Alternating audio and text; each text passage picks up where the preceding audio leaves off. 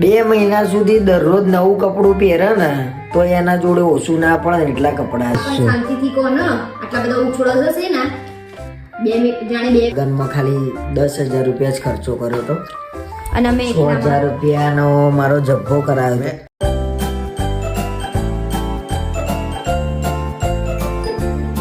હાય guys, good morning. કેમ છો? સ્વાગત છે તમારું અમારા ચેનલમાં Mr and Mrs Gujarati vlog. તો આજે તો મેં કામ બતાવી દીધું છે. કામ બતાવીને કેટલા વાગ્યા છે? 11:15 થયા છે અને 11:15 અમે નાસ્તો કરવા બેઠા છીએ. કાલનો ઓળો પડ્યો તો એ જ બાજરીના રોટલા અને મરચાં ને બધું લઈને બેઠી છું. આજે મેં ચા નહીં પીધી. મેં ચા નહીં પીવું, પહેલાં બતાવી દઉં. અને એમનું કાવા છે. પૂરો થઈ ગયો કાવા. મેં કીધું કે કાવા છે અને એમને એટલે નહીં બતાવતી કેમ કે એક્સરસાઇઝ કરે છે એટલે ટી-શર્ટ નહીં પહેરી, ખાવાય મંડ્યા. અને હવે હું ખાઈ લઉં. પછી આજે તો જવાનું છે અમારે શોપિંગ કરવા. શું કહેવું? બસ હવે જે ઉપર તો કામ મેં પતાવી દીધું છે, નીચે જ ખાલી નીચે બી થોડું ઘણું થઈ ગયું છે અને થોડું બાકી છે. કપડાં વોશિંગ મશીનમાં નાખી દીધા છે અને હવે બાથરૂમ ને બધું ધોવાનું કામ હું શાંતિથી કરે કેમ કે એ જાય ને એટલે થાય, બાકી થાય નહીં. એટલે હું નાસ્તો કરી લઉં. આજે કંઈ જમવાનું બનાવવું નહીં ને તો બીજું બહુ બધો પડ્યો છે ઓળો. મેં કીધું મેં એટલે વધારે બનાવ્યું હતું કે મને રાત્રે ભૂખ લાગે, પણ કાલ તો ભૂખ લાગી નહીં, મોડા જમ્યા હતા એમ કાલે. અને રોટલો ખાવ એટલે ભૂખ ના લાગે. હા, એટલે પછી મોડે ખવાયું નહીં, પડી રહ્યો આટલો બધો. કંઈ નહીં, હું નાસ્તો કરી લઉં. હું કામ બતાવીને હું હવે ફ્રેશ થઈ ગઈ છું ને હવે ફ્રેશ થઈને હવે અમે જઈએ શોપિંગ કરવા માટે. એટલે બહુ બધું તો કંઈ લાવો ને, 2-3 જોડે કપડાં લઈ દેવા છે બસ, પતી ગયું એમ. બીજું બધું તો મારી જોડે પડ્યું છે. હું તમને બતાવીશ કે હું કયા કયા કપડાં લઈ જાઉં છું એમ. અત્યારે ગાડી કાઢીને બહાર ઊભા છે, હમણાં મોડું થઈ જશે ને તો બોલશે મને, એટલે હું ફટફટ જાઉં. બાકી તો અમે નીકળી ગયા છે કપડાં લેવા અને મારા સાસુને અમે ડાયરેક્ટ આંગણવાડીથી લીધા છે એમને જોબ ઉપરથી જ. અને આ જો હાય, અને હજી અમે પહોંચ્યા હતા, ભૂખ લાગી ગઈ છે હવે. હાલે મેં તો કંઈક નાસ્તો અમે 2 કિલોમીટર ખાલી બહાર જઈએ ને એમાં અમારે ખાવા જોઈએ. ખાવા એટલે નાસ્તો કંઈક કરતા જઈએ કીધું. અને અમે પહોંચી ગયા છે. આ કયું કહેવાય, શું કહેવાય? મેટ્રો સ્ટેશન છે ને કંઈક. મેટ્રો સ્ટેશન બધે રિંગ રોડ છે. રિંગ રોડ છે. સુગર આવી ગયું ને તો શી ખબર, બહુ આઈડિયા નહીં મને. ગાંધીનગરનો રોડ છે મને એટલી ખબર છે. અને અમે પહોંચી ગયા છીએ. ગાડીની ચાવી લઈ લીધી. મસ્ત ખુલ્લી જગ્યા છે અહીંયા. હા, ખુલ્લી જગ્યા સારી છે એમ કહું છું. ઓહો, સરસ છે. અને મારે મેગી ખાવી છે. મેં ભેળ મંગાવી છે અને મેં મેગી મંગાવી છે. અને તમે શું મંગાવ્યું તમારું? દાબેલી અને આમની ભેળ આવી ગઈ છે. સારી બનાવી. મેગી આવી ગઈ, સારી છે ને. અહીંયા મેં બીજી વાર આવ્યા, પહેલી વાર આપણે આવ્યા જ ને. અમે નાસ્તો કરીને હવે જઈશું કપડાં લેવા. અહીંયા એક શોપ છે, ત્યાં અહીંયા ખાવા કરતાં બેસવાની બહુ મજા આવે એમ. એવો પવન આવતો હોય ને અહીંયા. હા, પછી ઘરે જવાના ટાઈમે ડાયરેક્ટ જતું રહેવાય ને. તો અમે ઘરે આવી ગયા છીએ અને ઘરે આવીને અમારું કામ ચાલુ થઈ ગયું છે વિડીયોનું શૂટિંગ કરવાનું. અને હું કયા કયા કપડાં લઈને હું તમને બતાવું. બહુ વધારે નહીં લાવી, થોડા ઓછા લાવી એટલે મારા જોડે બીજા બધા પડ્યા હતા ઓલી વખતેના, એટલે એ જ પહેલા લેવાના છે. આ એક કોટ લાવી છું અને એક આ શર્ટ ઉપર પહેરવા માટે, અને આ એક બીજું વન પીસ. બસ પતી ગયું બધું. આટલું જ હતું. તો શું છે? તો શું છે ને, એ તો આટલું જ હોય ભાઈ. હવે કેટલું હોય? હા, તાણા જૂના કેટલા કપડાં છે એ. 2 મહિના સુધી દરરોજ નવું કપડું પહેરે ને તો એના જોડે ઓછું ના પડે એટલા કપડાં તો છે. હું અલગ જ પહેરીને ફરું છું. હા, એ તો તું નહીં પહેરતી. તો હું આ જ કપડાં, પણ ઘરમાં તો કમ્ફર્ટેબલ કપડાં પહેરું ને હું. જો બાકી કપડાં એટલા છે ને એના જોડે કામ તિજોરીમાં એક વાર પહેરેલા, એક વાર. અમુકને તો લેબલ નહીં તોડ્યા, પણ શોખ. મને એક જ શોખ છે કપડાનો, બીજો એક કઈ શોખ નહીં. પણ પહેરવાનો નહીં, ભેગા કરવાનો શોખ છે મને કપડાં. અને દુકાન કરીએ બીજું શું. અને આજે છે મારા ભાણિયાનો બર્થડે, એટલે મારે જવાનું છે કેક લઈને. એટલે હું ફટફટ વિડીયો પતાવી દઉં, પછી વ્લોગનું એડિટ કરી દઉં અને પછી મારે જવું છું મારા ઘરે કેક લેવાની છે. ચાલો તો હા ભાઈ હવે હું અહીંયા બધું લાગી ગયું છે, શૂટ કરી દઉં અને પછી એડિટિંગ ને બધું પતાવીને વિડીયો અપલોડ કરી દઉં છું ભાઈ. પણ શાંતિથી કહો ને, આટલા બધા ઉછળો જશે ને 2 મિનિટ, જાણે 2 મિનિટમાં બરફ ના થઈ જવાના હોય. તો ભાઈ આ રીતે શૂટિંગ થાય છે અમારું, રીલનું શૂટિંગ. અને કસ્તુરી મેથી કાઢી જાય. હવે બી એકવાર રિહર્સલ હજી. ઓકે, રિહર્સલ કરું, એક ફોટો પાડ. મારા ઘરે આવી ગઈ છું અને મેં કેક લાવી છે. આ લાવી છું ક્રિસી અને આ બેઠો એવો આ કોકી. એને હજી કશી ખબર પડતી છે ને, એ પડશે.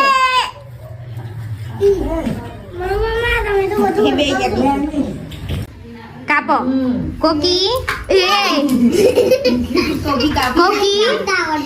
Ali happy birthday to you, happy birthday to you, happy birthday dear Chrissy, happy birthday to you.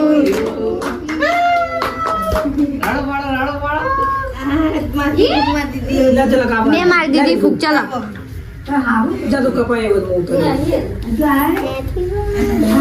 હજી મારા ઘરે એમનું એમ છે, મારા લગ્નનું 2/12/22 પિત્તલ કરાણ આખા ગણપતિ હજી એમને એમ જ 2 વર્ષ થયા. પણ આજે અમારે જમવામાં ઢોસા અને ઢોસા બને છે.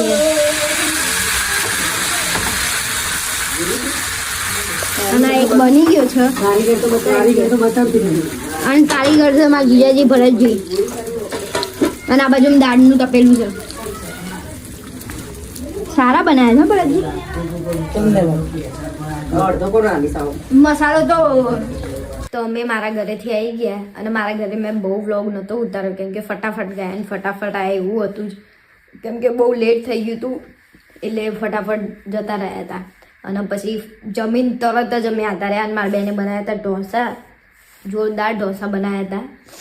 અને હવે ઘરે આવી ગયા છીએ અમે.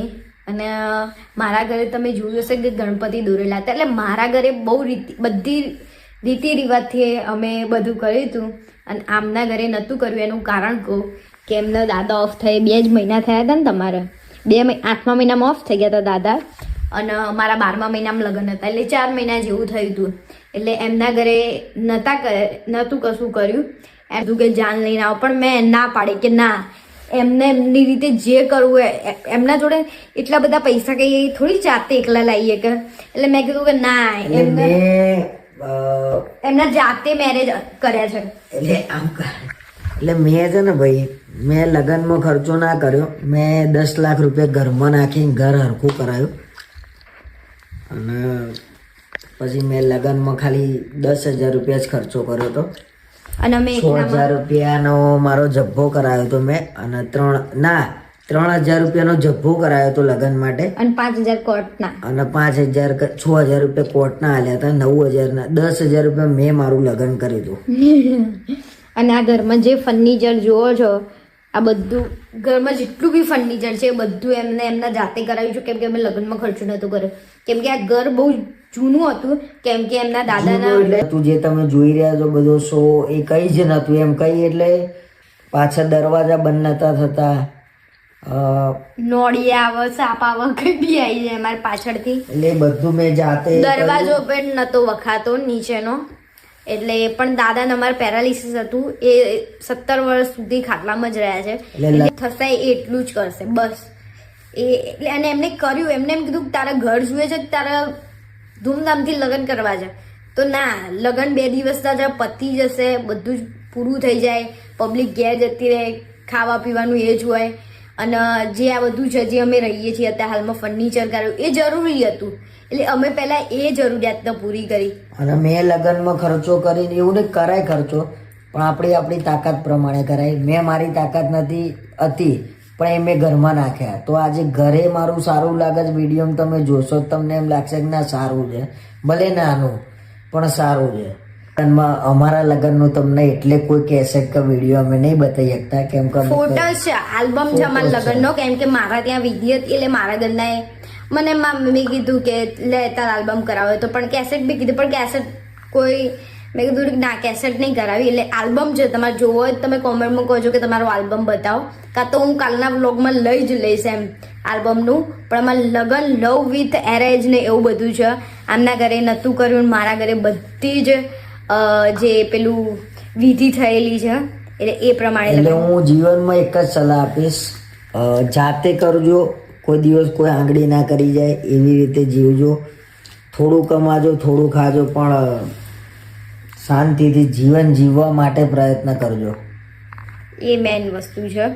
એટલે મારા ઘરે ગણપતિ જોયા તમે હજી બી 2 વર્ષ થયા હજી મારા મમ્મી એમની એમ જ રાખ્યું છે.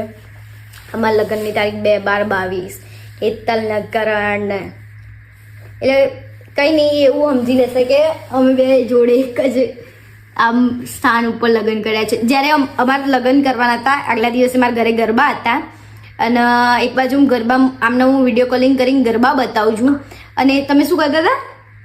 જાપો ફિટ કરતો હતો ઘરનો મારા. એના ઘેર ગરબા ચાલુ હતા, બીજા દિવસે સવારે લગ્ન હતા અમારા અને જાપો ફિટ કરે છે કે એ આવીને એમ ડાયરેક્ટ આમ જાપો આમ ઊંચો કરીને સાઈડમાં ના મૂકવો પડે એમ એટલા માટે મેં એવો ટ્રાય કર્યો તો કે હેતલ આવો તો એને બને એટલી તકલીફ ના પડવા દો. તમારા મા બાપ એના સિવાય એટલું યાદ રાખજો કે તમારા મા બાપ સિવાય બીજું કોઈ નહીં. હા એટલે ભગવાન મંદિરે ગયા પહેલા એમનું કરજો તો મંદિરે લગભગ નહીં જવું પડે. મારી એવી સલાહ છે, મંદિરે નહીં જવું પડે. હું આ સુધી એવું નહીં કહેતો હું મંદિર નહીં જતો, હું મંદિર જવાનું પણ મારા મા બાપને કોઈ દાડો દુઃખ થાય એવું હું નહીં કરતો અને એના લીધે મારા આજે બધું ધીરે ધીરે તો સારું થઈ જ રહ્યું છે. ક્યાંના ઉપર આવી ગયા છીએ 2 જણા બેઠા બેઠા વાતો કરી રહ્યા છીએ. અમે જ્યારે ગેમ નહોતા રમતા જ્યારે બ્લોગ નહોતા બનાવતા ત્યારે અમે 2 જણા અહીં ઉપર વાતો જ કરતા હતા. અત્યારે હાલ બી વાતો જ કરતા હતા. બહુ ટાઈમે અમે 2 વાતો કરી. બાકી હમણાંથી તો ગેમો જ ચાલતી હતી અને કાલનું ભૂલ ભૂલૈયા પિક્ચર હજી ચાલુ છે અમારે, પૂરું જ નહીં થયું. અમે થોડું થોડું જોઈએ બસ હવે બંધ કરીને પછી પાછું સૂઈ જવું છે હવે. અને કાલે પાછું આઈ થિંક ઈસનપુર જવાનું થાય કદાચ સાંજે. મારા સાસુ કાલે જઈ રહ્યા છે. નહીં ઓછું ગમશે કેમ કે અમારે જવાનું છે સોમવારે.